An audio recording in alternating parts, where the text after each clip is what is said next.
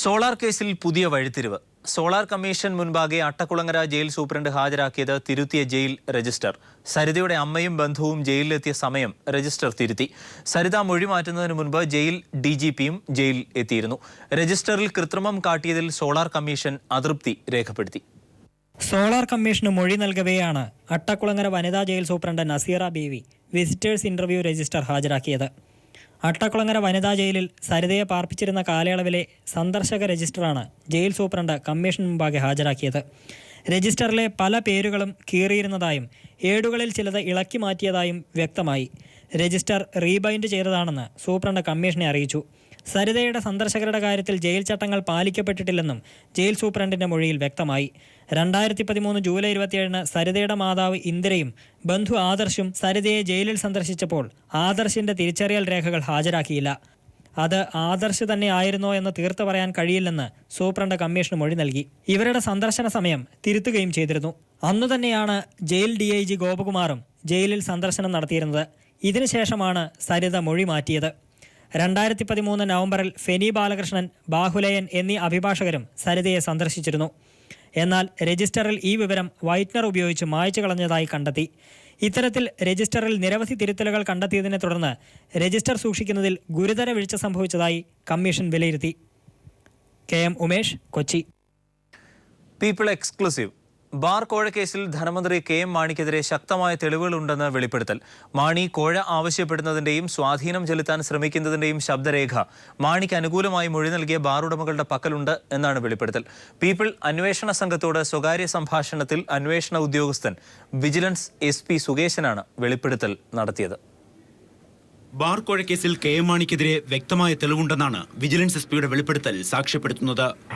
ഞാൻ അങ്ങനെ ഈ പറഞ്ഞ ഈ ബാർ കേസുമായിട്ട് ബന്ധപ്പെട്ട് എന്റെ അടുത്ത് ഈ മൊഴി തരാൻ വന്നവരുണ്ട്. അതെ മൊഴി തന്നതിന് ശേഷം ഈ മണിക്കാറുമായിട്ട് ബന്ധപ്പെട്ടുള്ള കാര്യങ്ങൾ കേരള കോൺഗ്രസ്സുകാരുമായിട്ട് വിളിച്ച് അവർ റെക്കോർഡ് ചെയ്ത് വെച്ചിട്ടുണ്ട്. അതൊക്കെ അവർ റെക്കോർഡ് ചെയ്തിട്ടുണ്ട് ആണല്ലേ. അവര് ഓട് നിൽക്കാതെ മാണിക്കാരുമായിട്ട് എന്തെങ്കിലും റെക്കോർഡ് വരെ അവരെ ഉണ്ടല്ലേ. അവരുണ്ടോ? ഉണ്ട്. അവർക്കിതുണ്ട്. അതൊന്നും പുറത്ത് വന്നിട്ടില്ലല്ലേ. ഇതിലൊന്നുമില്ല. ഈ മാണിക്കാർ സഹായിക്കാൻ നിൽക്കുന്ന അവരുടെ ഉണ്ടല്ലേ. ഉണ്ട്. അതുവരെ ഉണ്ട്. അവരുടെ എല്ലാവരും ഉണ്ട്. പിന്നെ നേതാക്കന്മാരുണ്ട്. അവർ വിളിച്ച് സംസാരിച്ചിട്ട് അവര് പറയില്ല. എന്നിട്ട് അവർ പറഞ്ഞു സാറേ വല്ല റെക്കോർഡ് ചെയ്യുന്ന ഞാൻ പറയാ ഞാൻ ഒരു തന്നൊക്കെ പറഞ്ഞു. അന്വേഷണവുമായി ബന്ധപ്പെട്ട് കടുത്ത സമ്മർദ്ദം നേരിട്ടിരുന്നുവെന്നും അന്വേഷണ ഉദ്യോഗസ്ഥൻ സ്വകാര്യ സംഭാഷണത്തിൽ വെളിപ്പെടുത്തുന്നു. വേറെ നിങ്ങൾ പൊങ്ങത്ത് നോക്കിയാൽ ചില ആത്മഹത്യ. അയ്യോ അതൊക്കെ എന്നെ കുറിച്ച് അത് സാറേ അത് അവരാണ് ചെയ്യേണ്ടത്. ഞാൻ അങ്ങനെ അവരെ അത്ര ആത്മഹത്യ കുറിച്ച് അങ്ങനെയാണെങ്കിൽ ഇവിടെ ഇപ്പൊ എത്ര പേര് കേരളത്തിൽ ആത്മഹത്യ ചെയ്യേണ്ടി വരും. 6 മാസമായിട്ട് ഊരില്ല, ഉറക്കമില്ല, വീട്ടിൽ പോകാറില്ല, 10 മണിക്ക്. തെളിവില്ലാത്തതിനാൽ മന്ത്രിക്കെതിരെ കേസെടുക്കാനാവില്ലെന്ന സർക്കാർ നിലപാടാണ് വിജിലൻസ് SPയുടെ വെളിപ്പെടുത്തലോടെ പൊളിയുന്നത്. People investigation team. People follow up. മന്ത്രി KM മാണിയെ അറസ്റ്റ് ചെയ്ത് ചോദ്യം ചെയ്യണമെന്ന് CPM സംസ്ഥാന സെക്രട്ടറി കോടിയേരി ബാലകൃഷ്ണൻ ആവശ്യപ്പെട്ടു. ബാർ കോഴക്കേസ് അന്വേഷണം അട്ടിമറിക്കാൻ ശ്രമിച്ചു എന്നതിന്റെ തെളിവാണ് പീപ്പിൾ TV പുറത്തുവിട്ടത്. മുഖ്യമന്ത്രിയുടെ തിരക്കഥയ്ക്ക് അനുസരിച്ചാണ് കാര്യങ്ങൾ നടക്കുന്നത് എന്നും കോടിയേരി വ്യക്തമാക്കി. ഇങ്ങനെ അന്വേഷണ ഉദ്യോഗസ്ഥനെ സമ്മർദ്ദത്തിലാക്കി കേസ് അട്ടിമറിക്കാൻ ശ്രമിച്ചു എന്ന വ്യക്തമായ തെളിവുകളാണ് ഒളിക്യാമറ ദൃശ്യങ്ങൾ വ്യക്തമാക്കുന്നത്. ഇതിൻ്റെ ഫലമായി അന്വേഷണ ഉദ്യോഗസ്ഥന് ചില വിവരങ്ങൾ ശേഖരിക്കാനും കണ്ടെടുക്കാനും കഴിഞ്ഞില്ല എന്ന് അദ്ദേഹം വെളിപ്പെടുത്തിയിരിക്കുകയാണ്. മറ്റ് വിവരങ്ങൾ ശേഖരിക്കാൻ കഴിയാതെ വന്നിരിക്കുന്നത് KM മാണി അറസ്റ്റ് ചെയ്ത് ചോദ്യം ചെയ്യാത്തത് കൊണ്ടാണ്. ഇതിൽ പ്രതിയായിട്ടുള്ള മാണിയെ അറസ്റ്റ് ചെയ്ത് കസ്റ്റഡിയിലെടുത്ത് ചോദ്യം ചെയ്താൽ മാത്രമേ ഇപ്പോൾ ലഭ്യമാകാതിരുന്ന വിലപ്പെട്ട വിവരങ്ങൾ മനസ്സിലാക്കാൻ കഴിയുള്ളൂ. ബാർ കോഴക്കേസിൽ അന്വേഷണ ഉദ്യോഗസ്ഥൻ സുകേശൻ പീപ്പിൾ TVയിലൂടെ നടത്തിയ വെളിപ്പെടുത്തലിൽ പൊട്ടിത്തെറിച്ച് KPCC പ്രസിഡന്റ് VM സുധീരൻ. വെളിപ്പെടുത്തൽ നടത്തുന്നവർ നേരിട്ട് വരട്ടെ എന്ന് VM സുധീരൻ പറഞ്ഞു. ഒളിക്യാമറയിലൂടെ പറയുന്ന കാര്യങ്ങൾ വിശ്വാസത്തിൽ എടുക്കേണ്ടതില്ല എന്നും സുധീരൻ പറഞ്ഞു. പറയട്ടെ, അങ്ങനെ ഉണ്ടെങ്കിൽ ആ ഉദ്യോഗസ്ഥൻ നിങ്ങളോട് പറയട്ടെ, ഓപ്പണായിട്ട് പറയട്ടെ. അല്ലാതെ അദ്ദേഹത്തിന്റെ പേര് പറഞ്ഞുകൊണ്ട് ഒളിക്യാമറ അടിസ്ഥാനത്തിൽ നമുക്ക് പറയാൻ പറ്റൂ? ഒളിക്യാമറയും ഒളിയുദ്ധവും നേരായ മാർഗമല്ല. സ്ട്രെയിറ്റ് നേരെ വരട്ടെ, നേരെ വരുമ്പോൾ കാണാം. അതാണ് അന്തസ്സ്, അതാണ് മര്യാദ, അതാണ് നിയമം. അല്ലാതെ എവിടെയെങ്കിലും ആരെങ്കിലും എന്തെങ്കിലും പറഞ്ഞിട്ട് മുന്നോട്ട് പോകാനാവൂ? ഒരു കാര്യത്തിൽ സംശയം വേണ്ട, ഇത്തരം കാര്യങ്ങളിലൊക്കെ കേരളത്തിലെ ജനങ്ങളെ ശിരസുയർത്തിക്കൊണ്ട് തന്നെ അന്തസ്സോടുകൂടി അഭിമുഖീകരിക്കാൻ സാധിക്കും എന്ന ആത്മവിശ്വാസം ഞങ്ങൾക്കുണ്ട്. ആ ഉത്തമ ബോധ്യത്തോടു കൂടിയാണ് UDF ജനങ്ങളെ സമീപിക്കുന്നത്. അതേസമയം കേസിൽ സമ്മർദ്ദം ചെലുത്താനാണ് മന്ത്രി KM മാണി അധികാരത്തിൽ തുടരുന്നത് എന്ന് കാനം രാജേന്ദ്രൻ പറഞ്ഞു. ജുഡീഷ്യറിയുടെ അധികാരങ്ങൾ എക്സിക്യൂട്ടീവ് കവരുന്ന അവസ്ഥയാണ് ബാർക്കോഴ കേസിന്റെ കാര്യത്തിലുള്ളത് എന്നും കാനം സൂചിപ്പിച്ചു. ആദ്യം വിജിലൻസിന്റെ ലീഗൽ ഒപ്പീനിയന് വേണ്ടി അവരുടെ ലീഗൽ അഡ്വൈസർക്ക് കൊടുത്തു. അതിനുശേഷം ഇപ്പോൾ വീണ്ടും ഡയറക്ടർ വീണ്ടും ഇതിൻ്റെ നിയമോപദേശം തേടുന്നു എന്നാണ് ഞാൻ മനസ്സിലാക്കുന്നത്. ഇതാരോടെല്ലാം ചോദിച്ച് എത്ര മാത്രം താമസിപ്പിച്ചാലും ഇതിൻ്റെ റിപ്പോർട്ടിൻ്റെ പ്രാഥമിക നിഗമനങ്ങൾ KM മാണിക്ക് അരുവിക്കരയിൽ വീണ്ടും വിലക്ക്. അരുവിക്കരയിൽ AK ആന്റണി പങ്കെടുക്കുന്ന പരിപാടികളിൽ നിന്ന് മാണിയെ ഒഴിവാക്കി. മാണിക്ക് പകരം PJ ജോസഫ് പരിപാടിയിൽ പങ്കെടുക്കും. നടപടി ആന്റണിയുടെ നിർദ്ദേശത്തെ തുടർന്ന് എന്നാണ് സൂചന. ഇന്നും നാളെയുമായി കോൺഗ്രസ് പ്രവർത്തക സമിതി അംഗം AK ആന്റണി 9 കേന്ദ്രങ്ങളിലാണ് പൊതുയോഗങ്ങളിൽ പങ്കെടുക്കുക. ബാർക്കോഴയുമായി ബന്ധപ്പെട്ട് ആരോപണ വിധേയനായ KM മാണി പ്രചരണ രംഗത്ത് സജീവമായാൽ UDF പ്രതിരോധത്തിലാകും എന്നതുകൊണ്ടാണ് ഒഴിവാക്കിയിരിക്കുന്നത്. അതേസമയം മറ്റെല്ലാ ഘടകകക്ഷി നേതാക്കളും മന്ത്രിമാരും പൊതുയോഗങ്ങളിൽ പങ്കെടുക്കുന്നുമുണ്ട്.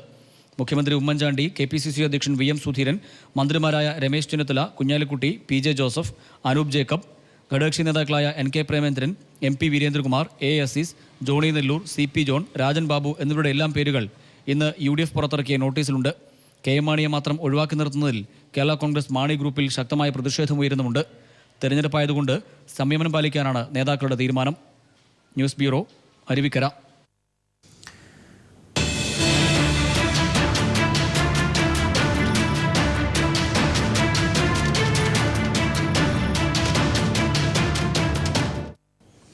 അരുവിക്കരയിൽ പ്രചാരണം അവസാന റൗണ്ടിൽ എത്തിയതോടെ ആവേശം പാരമ്യത്തിലെത്തി. ദേശീയ നേതാക്കൾക്കൊപ്പം ചലച്ചിത്ര താരങ്ങളും കളത്തിലിറങ്ങിയതോടെ അരങ്ങ് കൊഴുത്തു. VS അച്യുതാനന്ദന്റെ നേതൃത്വത്തിൽ റോഡ് ഷോ നാളെ നടക്കും. അവസാന ഘട്ടത്തിൽ ആവേശം പാരമ്യത്തിലെത്തിച്ച് വോട്ടുറപ്പിക്കാനുള്ള ശ്രമത്തിലാണ് മുന്നണികൾ. ദേശീയ നേതാക്കളെയും ചലച്ചിത്ര താരങ്ങളെയും രംഗത്തിറക്കി ആടി നിൽക്കുന്ന വോട്ടുകൾ പിടിച്ചെടുക്കുകയാണ് ലക്ഷ്യം. പ്രതിപക്ഷ നേതാവ് VS അച്യുതാനന്ദൻ നാളെ നടത്തുന്ന റോഡ് ഷോയാണ് ഒരു പ്രധാന പരിപാടി. AICC general secretary Mukul Wasnik, AK Antony എന്നിവരെ UDF രംഗത്തിറക്കി കഴിഞ്ഞു. മണ്ഡലത്തിലെത്തിയ താരനിരയാണ് മറ്റൊരു ശ്രദ്ധാകേന്ദ്രം.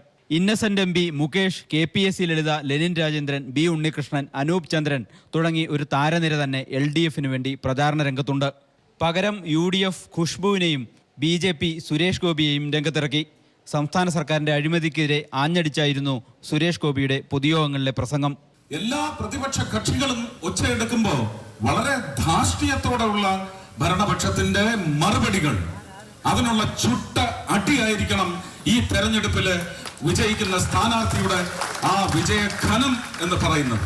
ഇതിനിടെ സ്ഥാനാർത്ഥികളുടെ വാഹന പര്യടനം അവസാന ഘട്ടത്തിലേക്ക് കടക്കുകയാണ്. ഇടത് വലത് സ്ഥാനാർത്ഥികളുടെ വാഹന പര്യടനങ്ങൾ ഇന്ന് സമാപിക്കും. M വിജയകുമാർ ഉഴമലക്കൽ പഞ്ചായത്തിലും ശബരിനാഥൻ വീരണകാവിലുമാണ് അവസാനഘട്ട പര്യടനം പൂർത്തിയാക്കുന്നത്. BJP സ്ഥാനാർത്ഥിയുടെ വാഹന പര്യടനം 25-ന് സമാപിക്കൂ. News bureau, Aruvikkara.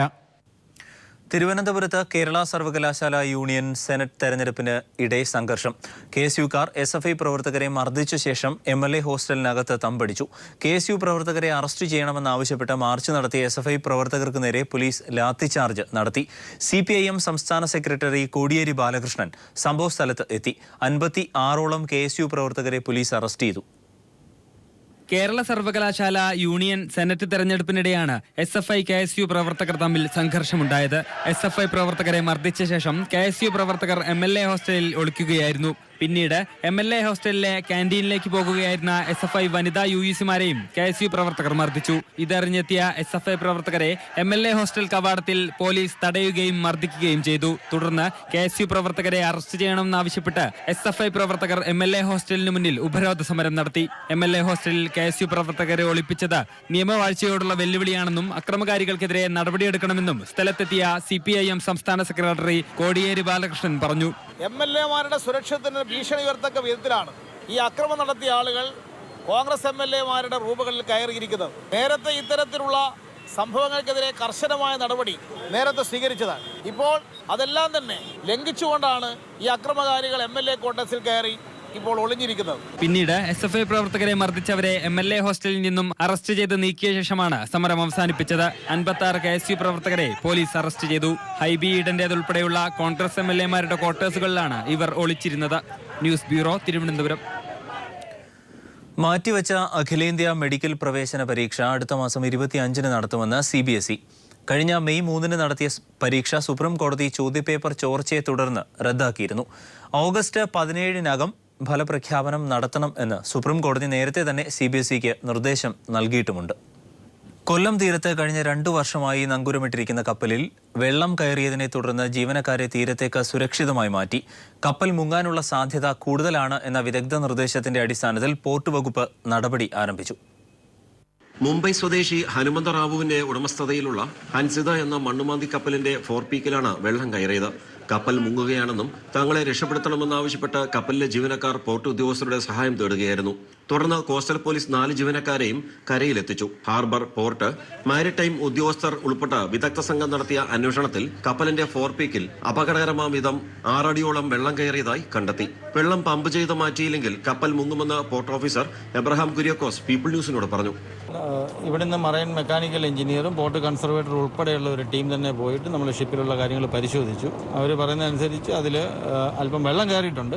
ആ വെള്ളം പമ്പ് ഔട്ട് ചെയ്ത് റിപ്പയർ ചെയ്യേണ്ടത് അടിയന്തരമായിട്ട് ചെയ്യേണ്ട കാര്യമാണ്. അപ്പോൾ അത് ചെയ്യാനുള്ള നടപടികൾ നമ്മൾ ഓണറുമായിട്ട് ബന്ധപ്പെട്ട് ചെയ്യാനുള്ള നടപടികൾ സ്വീകരിക്കാനുണ്ട്. അത് ചെയ്യേണ്ടത് ആവശ്യമാണല്ലോ. കപ്പലിൽ വെള്ളം കയറുക എന്ന് പറയുന്നത് അത് ഏതായാലും നിർത്തേണ്ട ആവശ്യമാണ്. അതേതായാലും അത് ചെയ്യേണ്ട അടിയന്തരമായിട്ട് അത് റിപ്പയർ ചെയ്യാനുള്ള നടപടികൾ ഓണറിന്റെ സൈഡിൽ നിന്നും ഉണ്ടാക്കാനുള്ള ശ്രമങ്ങൾ നമ്മൾ അല്ല അതിനുള്ള നടപടികൾ നമ്മൾ സ്വീകരിക്കും. Prime responsibility അവരുടെയാണ്.